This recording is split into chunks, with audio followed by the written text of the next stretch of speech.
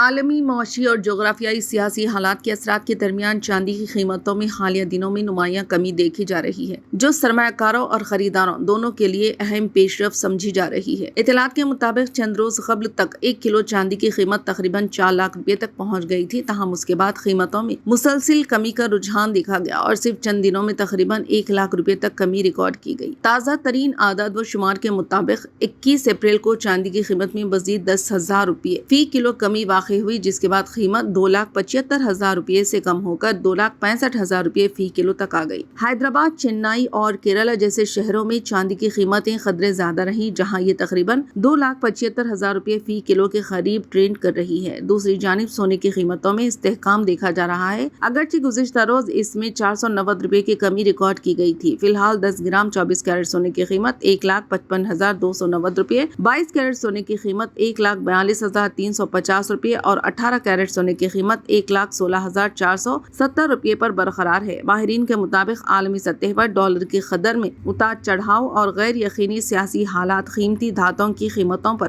اثر انداز ہو رہی ہیں، جس کے باعث مارکیٹ میں غیر یقینی صورتحال برقرار ہے۔ مزید دلچسپ نیوز اپڈیٹس کے لیے TVN 99 اردو نیوز چینل کو فالو کریں، شیئر کریں اور ویڈیو کو لائک بھی کریں۔